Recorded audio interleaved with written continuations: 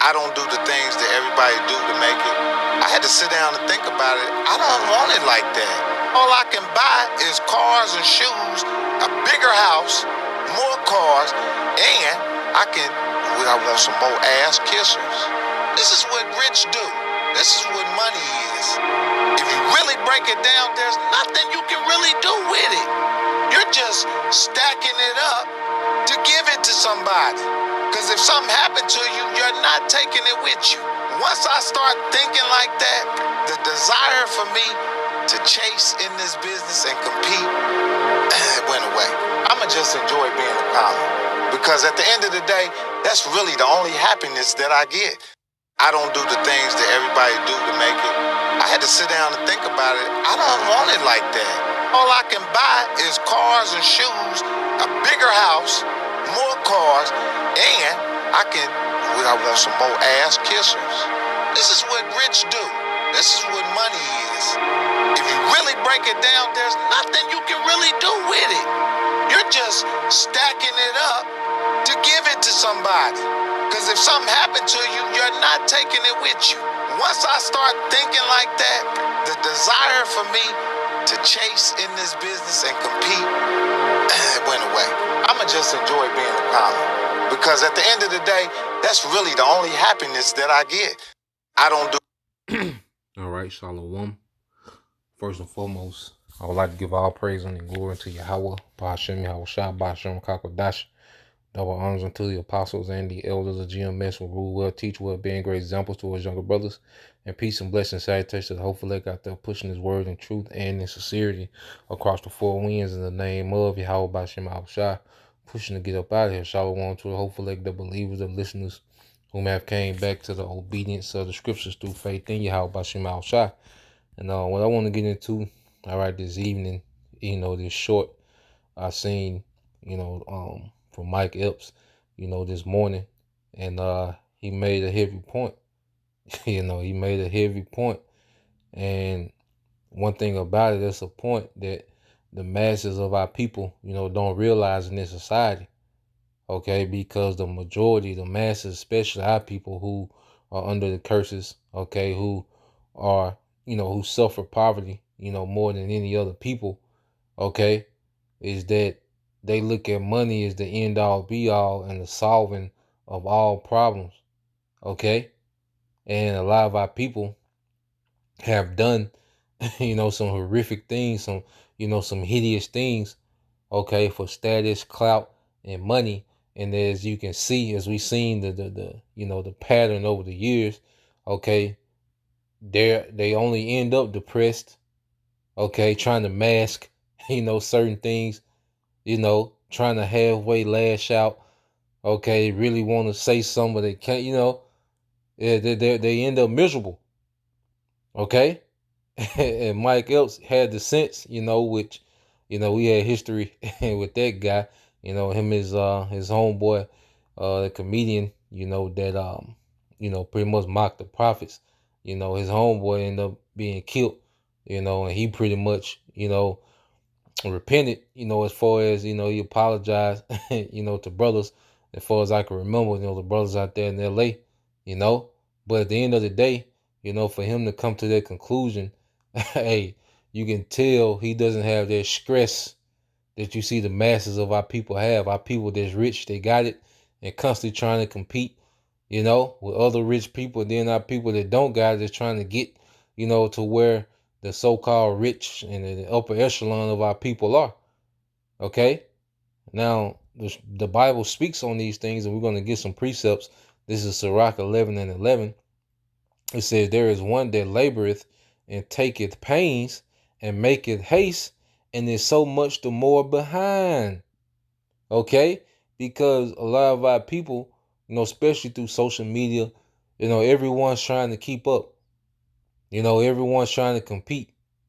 Okay, here it is, you buy, you do all this hustling and chasing the bag and doing this and that, and you buy a $250,000 car, but then the next year, that car's out of style.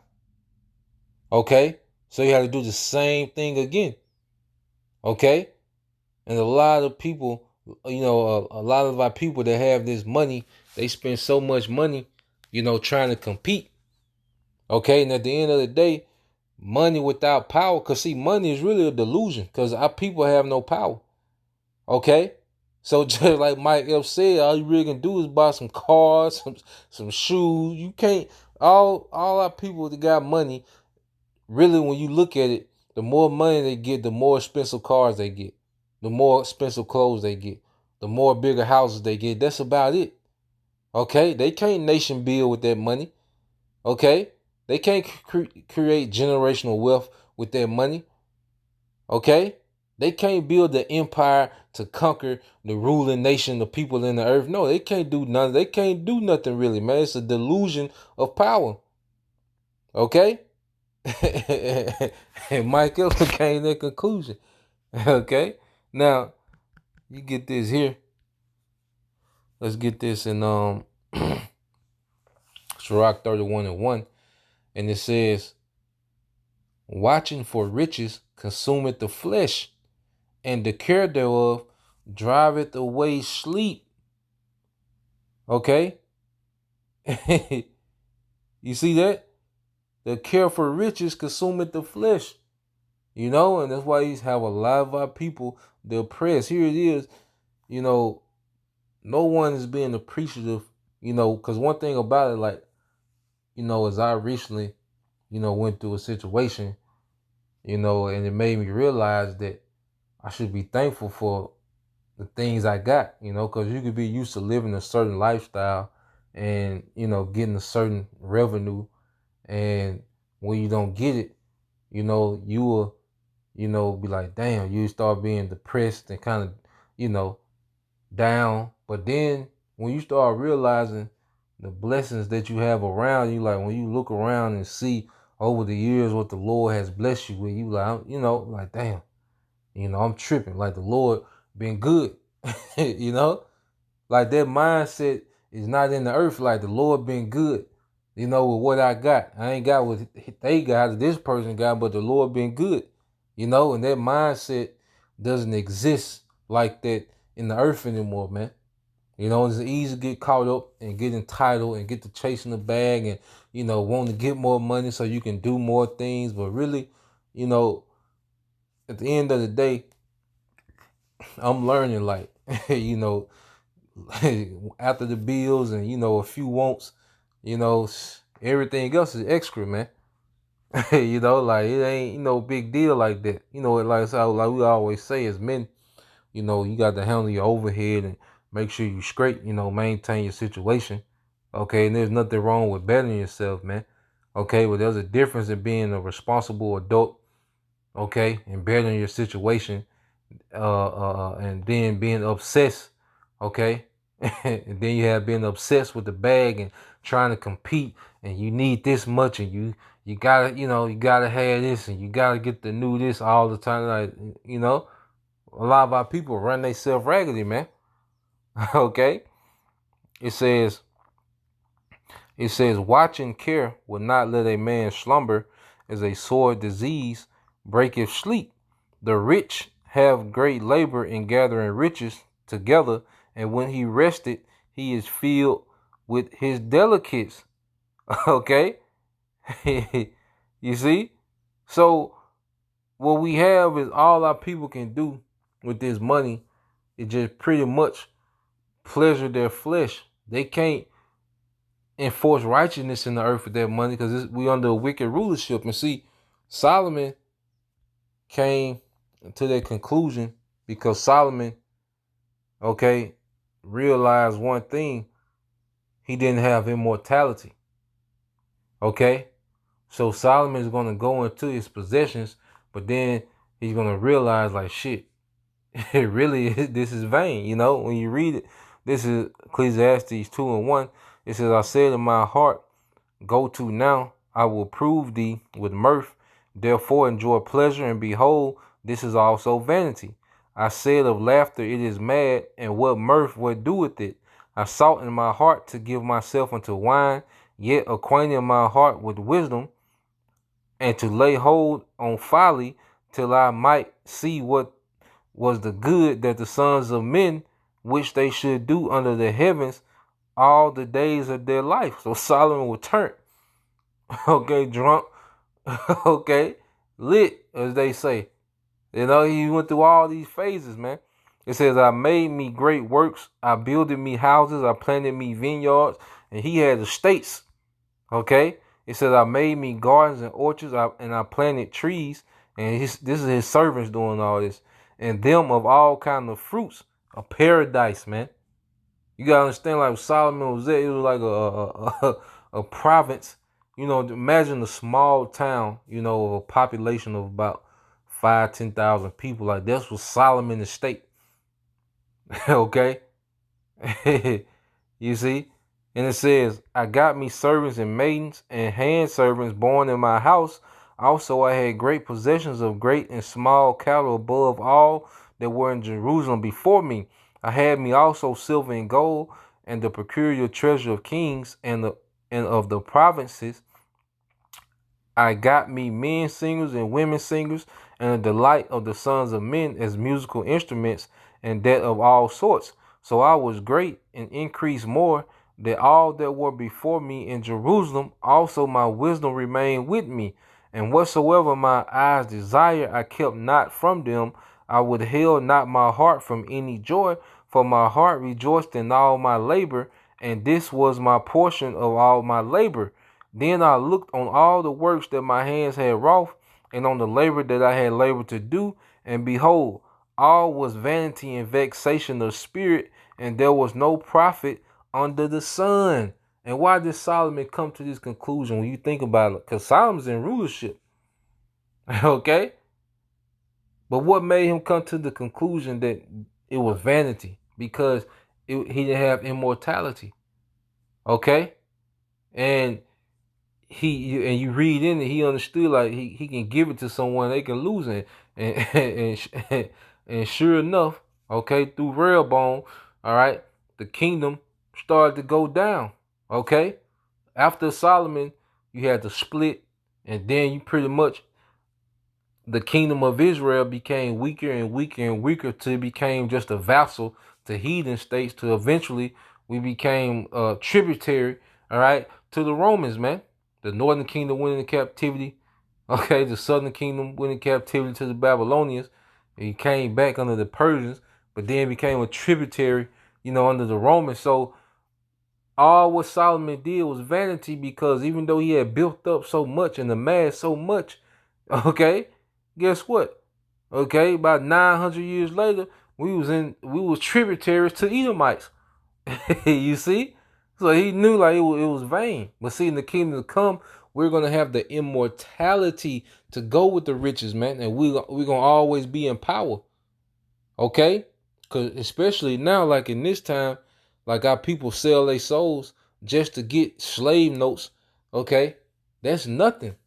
Okay? There's nothing what our people get, man. When you go here, let's get this in Matthew 16. Because here Solomon was in his rulership, and he was like, this is vanity, man. Okay, so how much more us in another man's rulership trying to chase riches, man? Okay, climb the clout ladder, man. Okay, this is Matthew 16:26. It said, for what is a man profit if he shall gain the whole world and lose his own soul? Or what shall a man give in exchange for his soul? So our people have exchanged their morals, all right, for temporary riches, man. Okay? Because when you sell your soul, it ain't like, you know, the spirit comes out your body and, you know, Esau put it in a jar. Okay? No, you sell your morals, your seat, because the soul, spirit goes to your seat of emotions, you know. You pretty much sell your moral, you sell your standards. LeBron can't speak out against certain things. Okay? He sold his right to do that. He can't stand for something. Okay?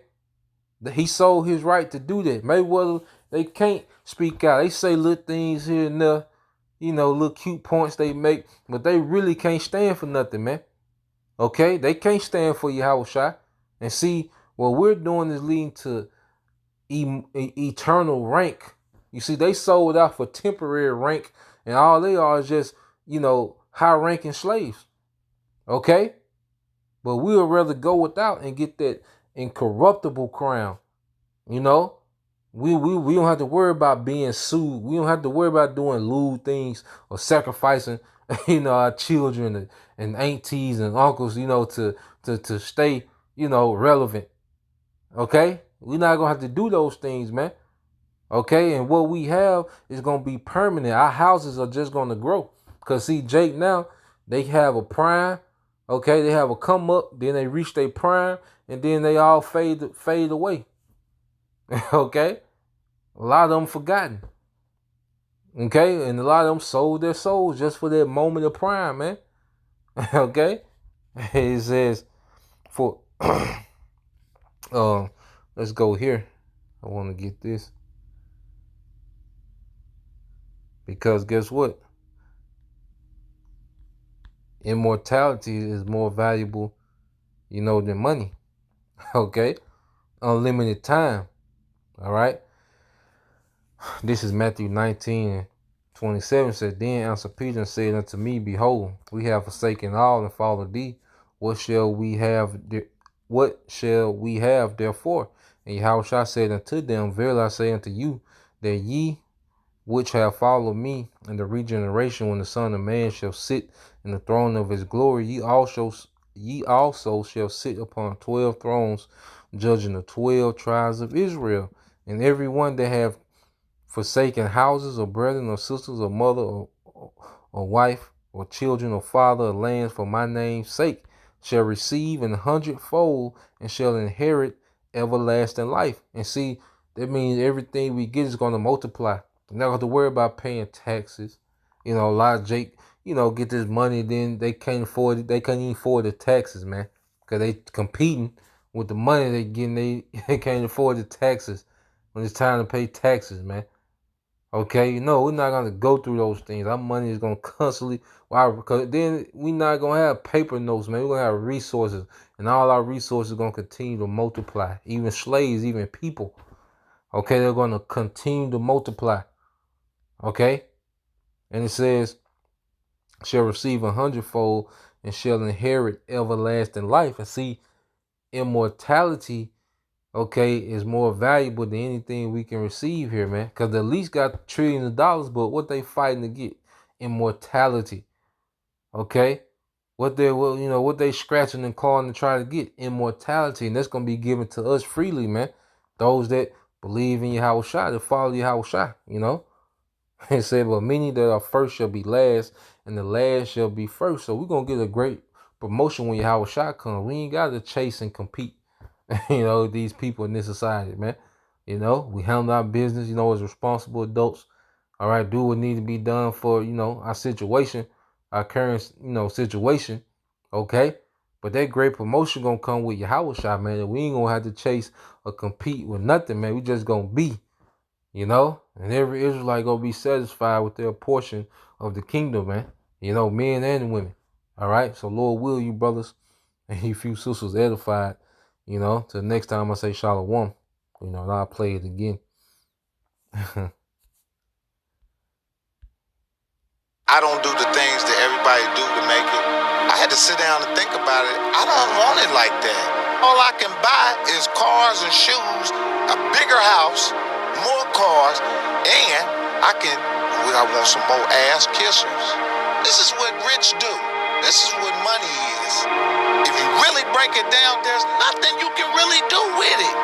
You're just stacking it up to give it to somebody. Because if something happened to you, you're not taking it with you. Once I start thinking like that, the desire for me to chase in this business and compete went away. I'ma just enjoy being a pilot. Because at the end of the day, that's really the only happiness that I get.